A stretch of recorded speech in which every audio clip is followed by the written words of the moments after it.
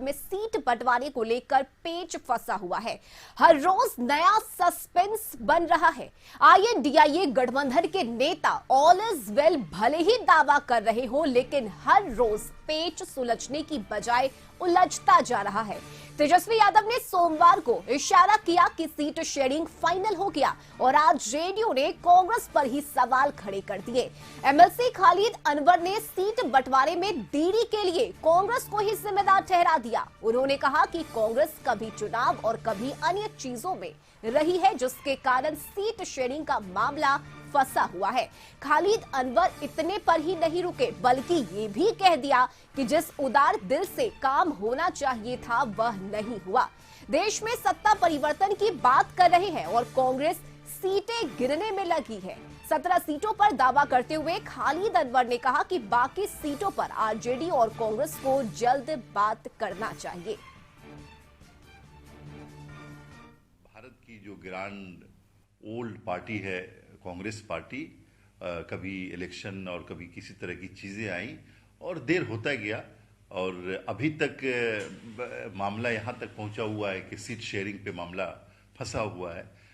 नीतीश कुमार की तरफ से, हमारी तरफ से लगातार कोशिश हो रही है कि भारतीय जनता पार्टी की नीतियों से देश को मुक्ति मिले। जेडीयू के वरिष्ठ नेता और वित्त मंत्री विजय चौधरी ने आईएनडीआईए अलायंस में सीट बंटवारे पर कहा कि सीट बंटवारे का फायदा या नुकसान सबको होगा।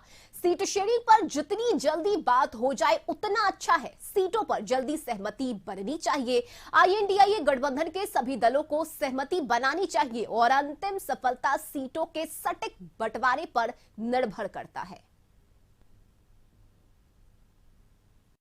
बंटवारे पर सहमति बनानी चाहिए, क्योंकि किसी भी गठबंधन की अंतिम सफलता सीटों के सही और सटीक बंटवारे पर ही निर्भर करती है और उसी से गठबंधन का प्रभाव या गठबंधन के प्रभावी होने का मामला भी जुड़ता है। दूसरी तरफ डिप्टी सीएम तेजस्वी यादव है, जिन्होंने आईएनडीआईए गठबंधन में ऑल इज वेल का दावा किया। उन्होंने कहा कि जब से महागठबंधन बना है बीजेपी घबराई हुई है। तेजस्वी यादव से जब सीट शेयरिंग पर सवाल किया गया तो उन्होंने इशारा किया कि सीट शेयरिंग फाइनल है।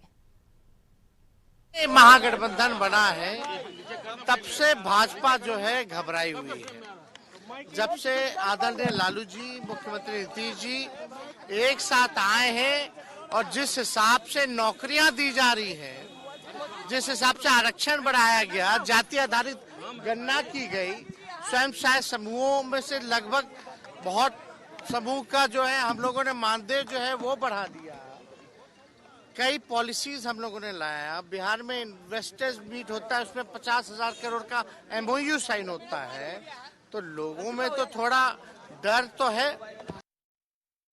कन्वेनर को लेकर बातें सामने आई। अब आपको क्या पता बिहार में हो गया है कि नहीं हुआ है? आपको पता है बिहार में हो भी गया है कि नहीं हुआ है? क्या पता हो गया हो, तो इसकी चिंता आप ना करें। तो बिहार में सीट बंटवारे को लेकर पेच फंसा हुआ है। जहां एक तरफ डिप्टी सीएम तेजस्वी यादव ने यह कहा है कि सीट शेयरिंग पर मामला सुलझा हुआ है, तो वहीं दूसरी तरफ जेडीयू के नेता अब कांग्रेस पर ही सवाल उठा रहे हैं।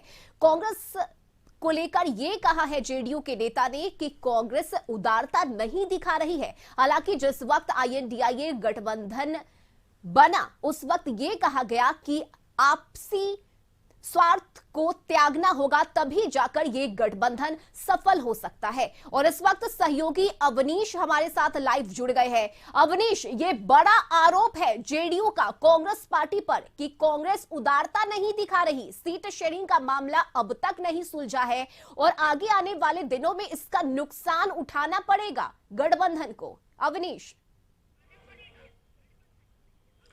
हाँ बिल्कुल, देखिए अभी भी इंडिया गठबंधन में सीटों का फॉर्मूला नहीं सुलझ पाया है और खास तौर पर कांग्रेस और जेडीयू लगातार एक दूसरे के प्रति आक्रामक रुख अपना रही है। जेडीयू के जो तमाम नेता हैं लगातार कह रहे हैं कि ये देरी जो है वो कांग्रेस के कारण देरी हो रही है। कांग्रेस के कारण सीट का बंटवारा नहीं हो पा रहा है। और अमूमन जो जेडीयू है वो 17 सीटों का डिमांड जो है वो जी। उन्होंने किया है। जेडीयू के तमाम नेता और मंत्री शुरू से ही कर रहे हैं कि हमारा 17 सीट जो है हमारे हिस्से में आनी चाहिए, क्योंकि पिछले लोकसभा में हमने 17 सीटों पर चुनाव लड़ा था, इस बार भी हमें 17 सीटें चाहिए। कांग्रेस भी 10 सीटों की डिमांड कर रही है, लेफ्ट पार्टी भी 5 सीटों की डिमांड कर रही है। ये सीट का फॉर्मूला अभी भी नहीं सुलझ पाया है और ये इंडिया गठबंधन के सेहत के लिए भी ठीक नहीं है। आज ही नहीं बल्कि इससे पहले भी जो जेडीयू के नेता हैं लगातार ये डिमांड कर रहे हैं कि कांग्रेस की वजह से सीट में बंटवारे में देरी हो रही है, जल्द से जल्द सीट का बंटवारा होना चाहिए। सीट का बंटवारा नहीं हो पाएगा तो वैसी स्थिति में इसका खामियाजा भी भुगतना पड़ेगा। तो हमें लगता है कि जिस तरह से सीट का फॉर्मूला नहीं सुलझ पाया है और जो आरोप प्रत्यारोप का दौर शुरू है, तो हमें लगता है कि तमाम नेता जिस तरह की बयानबाजी कर रहे हैं, इससे इंडिया गठबंधन के सेहत पे भी असर जरूर पड़ेगा। बिल्कुल अवनीश, ना तो संयोजक बना है, ना पीएम का चेहरा सामने आया है और ना ही सीटों का बंटवारा हुआ है, लेकिन तेजस्वी यादव कह रहे हैं कि ऑल इज वेल है। ऑल इज वेल तो नहीं लग रहा आईएनडीआईए गठबंधन में। हाँ बिल्कुल, देखिए मीडिया के सामने जो भी बयानबाजी हो रही है या जो भी अपनी बातों को रख रहे हैं, चाहे तेजस्वी यादव हो या कांग्रेस के बड़े नेता हो या जेडीयू के बड़े नेता हो, वो उतनी सच्चाई दिख नहीं रही है। वो धरातल पे भी वो सच्चाई दिखनी चाहिए थी।